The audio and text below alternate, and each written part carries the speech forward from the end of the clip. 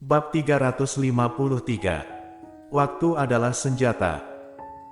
Sikapnya yang malu-malu membuat Audrey Han tidak bisa tidak menahan diri untuk menggodanya lagi.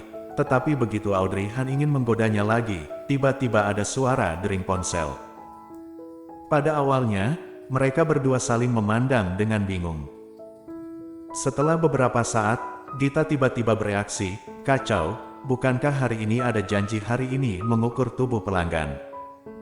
Mungkin itu adalah panggilan dari pelanggan. Setelah memikirkan hal itu, wajah Gita berubah drastis. Dia berbalik dan bergegas ke atas. Audrey Han melirik waktu, masih ada sisa 1 jam. Aktris tersebut akan datang ke kota Su hari ini. Waktu yang mereka butuhkan untuk tiba di sini kurang lebih 20 menit. Yah, seharusnya masih ada cukup waktu. Audrey Han diam-diam memperkirakan waktu. 5 menit kemudian, Gita sudah selesai mengenakan pakaiannya dan turun ke bawah.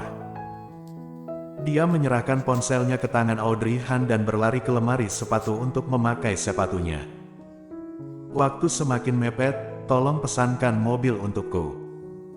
Audrey Han tidak berdaya, langsung menekan kata sandi ponselnya, kemudian memesan mobil untuknya. "Sudah." Gita mengambil ponsel dan bergegas keluar. Dia berkata, "Kamu benar-benar tidak punya hati nurani. Kamu tahu kalau hari ini ada pekerjaan, tapi kamu tidak mengingatkanku tadi malam, menyebabkanku sangat mabuk." Pai. Setelah menutup pintu, Gita berkata lagi pada dirinya sendiri, "Membuatku malu di depan pangeranku. Oh tidak. Aku akan terlambat." Setelah Gita pergi, Audrey Han naik ke atas dan menyuruh Glenn bangun. Saat memasuki kamarnya, Glenn masih tertidur. Tubuh kecilnya memeluk bantal besar, terlihat sangat lucu. "Glenn, ayo bangun." Audrey Han duduk di tepi tempat tidur sambil memanggil namanya. Jawab Glenn, namun tubuh mungilnya tetap tidak bergerak, masih tertidur lelap sambil memeluk bantalnya. Audrey Han melirik waktu, "Sudah hampir siang, kamu masih tidak mau bangun." Glenn membuka matanya dan menatapnya sambil mengantuk. Karena tatapan ini, Audrey Han dikejutkan oleh tatapan matanya. Terlalu mirip.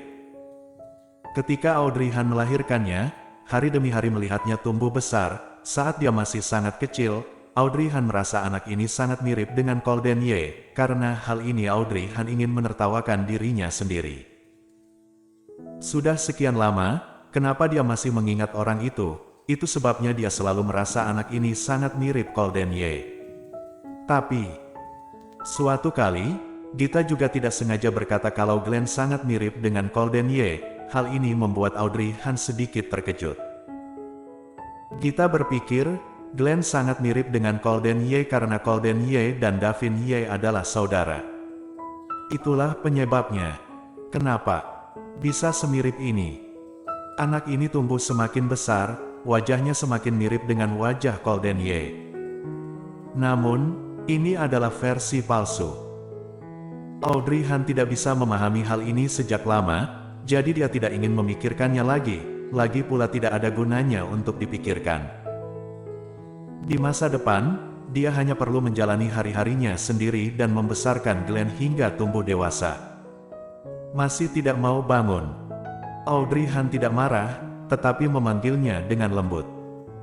Glenn dapat melihat dengan jelas kalau itu adalah Audrey Han, jadi dia mengulurkan tangannya dan menggosok matanya. Dia duduk dengan patuh. "Yah, Mommy, sepertinya aku tidur terlalu lelap hari ini."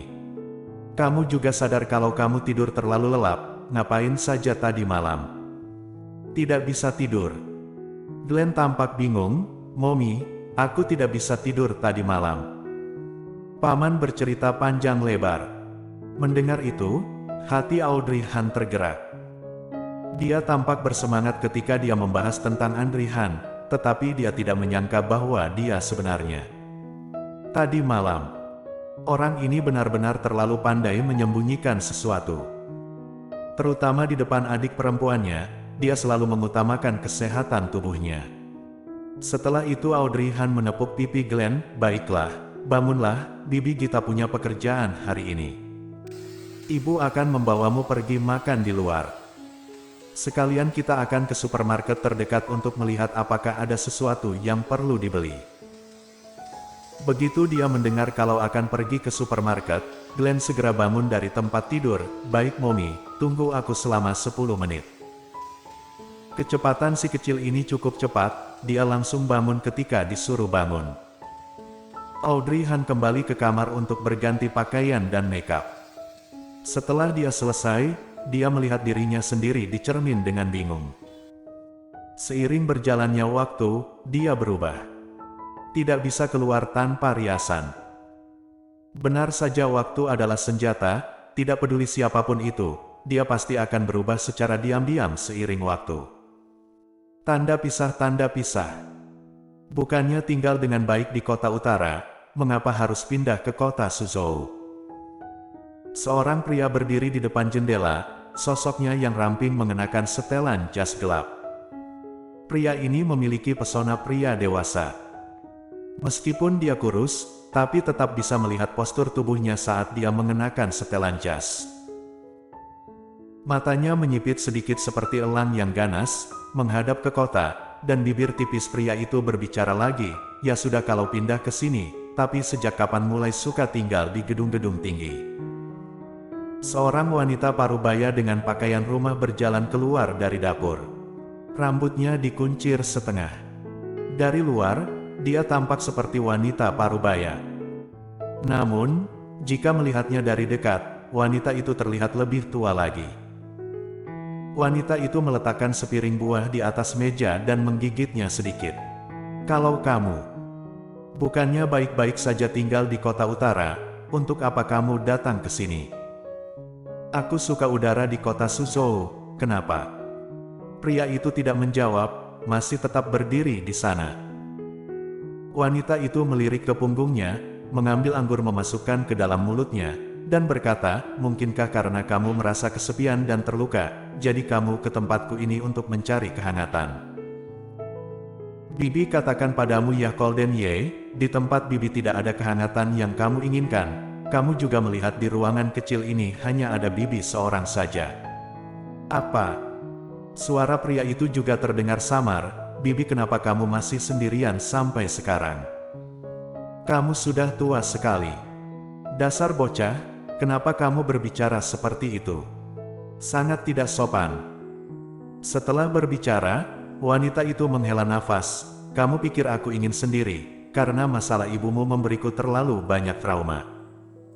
Aku menyaksikannya dengan mata kepala sendiri saat itu. Selain itu, aku juga sudah memeriksa kesehatan, dikatakan aku juga tidak bisa melahirkan, jadi di hidup ini, lebih baik aku menjalaninya sendiri. Ibumu mempercayakanmu padaku, jadi aku akan memperlakukanmu sebagai anakku." Setelah mendengar itu, pria itu berbalik dan mengerutkan kening. "Kamu, kenapa? Kamu tidak senang?"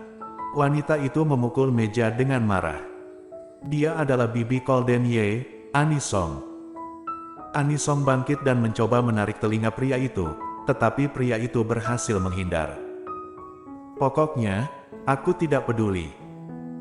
Jika aku sudah tua sekali dan tidak bisa berjalan, kamu yang harus merawatku saat aku tua nanti." Golden Ye meliriknya sekilas, mengambil kunci mobil dan ingin keluar. "Kenapa kamu mau pergi? Melihatmu begitu menganggur sepanjang hari, mengapa tidak pergi ke supermarket di lantai bawah untuk membelikanku sesuatu?" Bersambung.